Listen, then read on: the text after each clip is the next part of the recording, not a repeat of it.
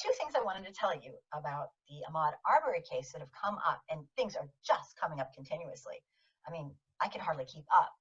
I mean, it's a good thing. I think transparency is so key. Today, I ran into a couple of videos that showed that the Black Panthers went down, and I believe they were from out of state, and they made a presence, and they were armed, and they didn't just go to the houses. You know, they've made themselves known, and I think that's actually a really, really good thing, because how long does a group of people wait, not to get more than everybody else, just to get equity and be treated like freaking citizens and real people? I think 4 centuries, 5 centuries is probably long enough. And I'm not advocating for violence, but white folks won't budge. They won't budge. They respond to nothing but, I guess, threats, or I don't know. This is so crazy. But I was kind of glad to see them do it. Yeah, I'm always glad to see that. I'm always glad to see that. It's good to see that there's still organization around. There's actually a lot of different organizations. There's a lot of different groups and really awesome things happening all over the country. There's organized Black groups everywhere, and so the support is needed. It's really needed, and when they're able to go and collectively, show up somewhere and show support, or occupy some space, or whatever it is that they can do within the law, because it's not like they're breaking laws and things like that. So they need to make their presence known, and that they are extremely aware of what's going on. Nobody's fooling anybody, none of this gaslighting bullshit. And so it made me happy. Yeah, it's great to see. Yeah. It is fantastic. I think it's imperative that the folks that watch what I do, they need to know. They need to know exactly, the white folks need to know exactly what it's come to. And all my friends who are Black, Brown, Indigenous, and African American, I mean, I want to know what they think. And the other thing was, I got wind of a video that shows, and this is very, very important, because it really, in my mind, I mean, I don't know, it shows white folks going into the construction site, to at least 2 different sets of people going in and looking at the Ahmaud Arbery construction site where all this started, and they're walking right in. I don't know if police were called on them, or what happened, or if it was before the murder or if it was after, but people just need to understand that Black people are treated differently, and that is not right.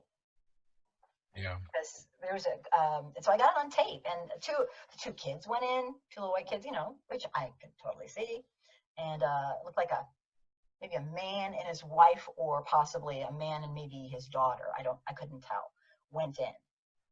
So he's not the only one, this Black man dared to enter a construction site. Everybody does it. You want to check it out. It's fun, So. Right. And I believe the owner of the property, or the soon-to-be property, even he came out and was saying that no crime was committed. Well, he said that nothing was stolen, and yeah. So multiple times. But we will see, as we often see, how this process goes. It's never going to be clear cut. I mean, maybe we'll get lucky this time, but even in a hypothetical scenario of getting lucky, it doesn't change the systemic structure that's there. So to allow this to happen to begin with. Of course. So of course we hope that these killers get, life in prison, as they should. Right. But, it's complex when you're dealing with a judicial system that is, built from slavery and at every single level. Absolutely. Yeah. The laws that are written, and then it's everybody involved. So it becomes a very treacherous environment. Well, especially in this case, it does seem to me that cover-ups have been just rampant all throughout, and this department, this Glenn County, they have just issue after issue after issue.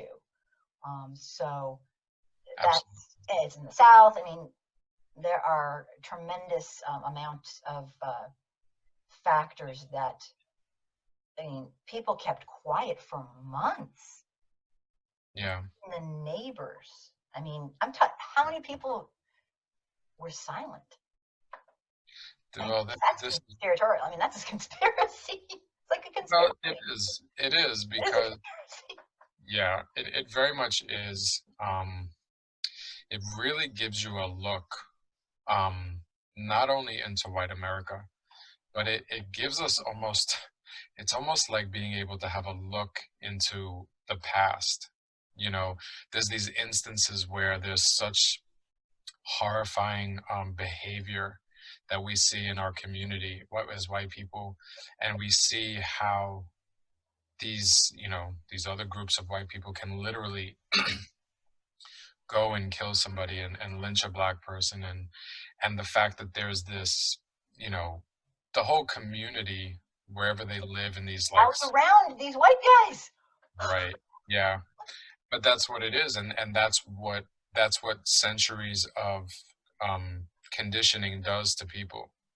And that's not to, conditioning or psychological disorder, like wherever you want to. Basically, it's enculturation. It's like, of course, and it's not. It doesn't take the complicity or the responsibility away from white people. So if generation after generation these things are passed down, it causes a psychological response. I mean, you think that it's logical, but whether it's your fault or not that you were taught this, we're still all complicit. We treat black people and other people of color as well, absolutely with completely different standard, with a total and completely different standard. And that is how it's done at every single level. We've normalized it. So when you're born into it, you kind of, I think that's just, you take it, instead of taking it as a human construct that we've created to harm people, you take it as just natural. That's how it is. No, it's not how it is. It's how we've chosen to create it. It's how we have chosen to uphold it. White people are absolutely complicit and absolutely responsible for this. Because just because we didn't know, well, it can't be an excuse. Because if it is, then that's an excuse for everything. Right. And there's no culpability or responsibility. Right. And it's just not. It's not an excuse. And so when we see a case like this, where these men, lynched this young man. They chased him down. They hunted him down. Yeah, and they actually, their home was miles away. They actually drove miles into a completely different area following him. So they knew, this wasn't like somewhere local where they saw something happening in front of their house. Like, they knew him before. I mean, clearly, because now all these extra videos have come out. So did you see the video of where they were chasing, like? Yeah, absolutely. Chasing him. But even that, I think, right, absolutely. And I think that, if I'm not mistaken, that was at the end. It was right before they killed him. So they had driven miles and miles away from where they live. I did not realize that. Yeah, there was okay. There was a woman. I thought they were neighbors with his mom. I mean, close neighbors with his mom. Yeah, I don't personally have the details as far as like the relationships that had gone on and stuff like that, but I do know that where those men live, to where the man was killed, is miles. Like, it might even be over 10 miles. Well, because he was taking a really long jog. Well, right. So they followed him. It was premeditated, obviously. They weren't going to let him go. And so this is a perfect example of a lot of the things that I see you talk about when you're talking about a system. And so a system is not even necessarily just laws. A system is organized behavior. And so we see, Exactly. They So we allowed. Go ahead. Sorry. Excuse me. Oh no, absolutely. It's allowed, and that allowing is part of that system. So we can literally see easily how white people organize around the violence that makes up our culture, and they protect it. Look how long, like you said, people stayed silent. I mean, So in the that's entire community. I mean, right. it had to be in the news everywhere. It had to be.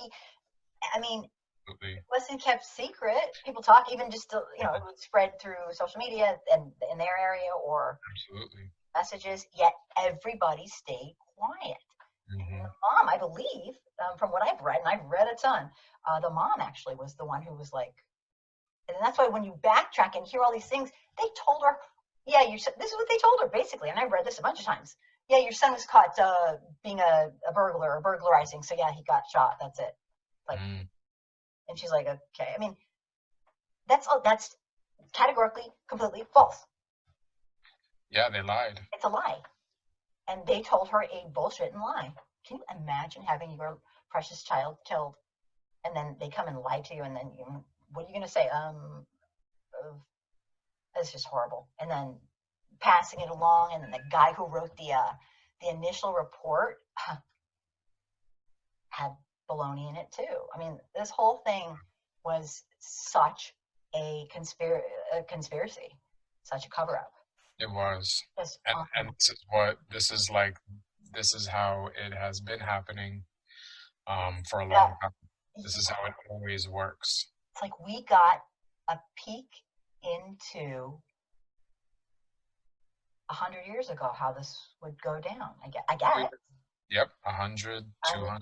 I mean, yeah. the scenarios weren't even that different. Mm-hmm. There was no news media necessarily the way that we have it. There was certain things that we don't have, but literally the way that the same exact violence that birthed white people as an identity, the same violence that birthed our culture and our country still exists. And so, we've really come to understand that, like, this is what America is founded on.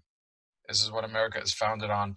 And and black bodies are the fuel of what runs America. Dead black bodies. Like, America cannot operate properly without a consistent without a consistent source of black failure and black social death in order to run. Like, it cannot run without it. It's required.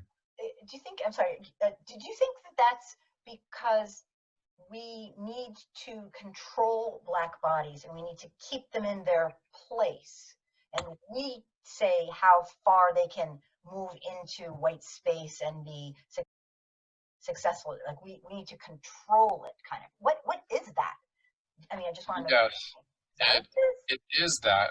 And just by studying history and really seeing, like, real history, you understand that. I mean, like, as you said it, that's exactly what it is, and that's exactly how it is. But it's like, why? And we can understand better why. Yes, that's what we do. It's But what we are. yeah, but you got to look at how everything started. You can't look at anything without looking at the history. Right. So the country, the economy, capitalism, and whiteness all came from black people, Africans, being turned into property and tortured and raped. Tortured. Yep. So that is the foundation of everything about our culture and our identity. So, you know, if that's the source of everything, if that's the soil, Mm-hmm. then that operating system, that plant, whatever fruits from it, is going to need the same things in order to survive. And that's why it's very hard for some people to really think that, this can just be reformed into something better. Some people think it has to be, completely destroyed and, destroyed ideologically, not necessarily with Right. violence. I mean, Right. American white culture is violent. And so since it doesn't allow for anything else to exist other than violence. So Right. you can see how black people have been pushed to have no option but to respond in violence because there is no choice. If you're dealing with a violent culture and a violent thing, that doesn't have a conscience, and that that lives off of your body and your children's body and your failure. Yeah, making sure that you're basically It's needed. So that's the thing. down, you know? This is why it is, and this is why it still is. That's how it started, and that's how it's still operating. Mhm. So what's the solution? You know, that's the whole thing. I mean, coming to the solution is the harder part, but understanding why it is that way and how it started is, Right. it's Like, the most honest way. It's the only way that we could really have any sort of peace in such a nightmare, you know, is at least knowing the history, and then we can go from there. yeah, a lot of times I'm trying to explain to the white folks that I work with that, and I'll probably say this every time we chat, and it's simply that if you want to understand the problems, the social issues we have in America today, you absolutely must have a grasp of our real racial history, because otherwise you're coming from a totally ahistorical perspective, and that's just ignorant, pure ignorance. You don't understand how this came to be and where it came from. And so your opinion is basically kind of worthless. I hate to say it, but it's worth nothing because you don't have a grasp of how we got here. It's extremely important. Yeah, It really is. absolutely.